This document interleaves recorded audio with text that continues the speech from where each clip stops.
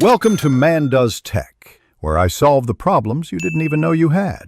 You start by stabilizing the slinky and locating the ends. This gives control and prevents new tangles.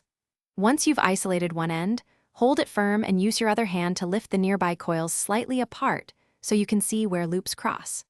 Make small, deliberate movements rather than yanking. Quick pulls worsen kinks. Work clockwise or counterclockwise consistently so you're undoing tangles in one direction, and pause to reassess when coils align. Now you methodically address the interior knots. Start at the loosest crossing and progress inward so you don't tighten other areas. Use a needle or toothpick wrapped in tape to pry a crossed coil free while supporting the adjacent loops with your finger. Make small pushes and gentle pulls. Compress a section, then let it expand so coils settle into place.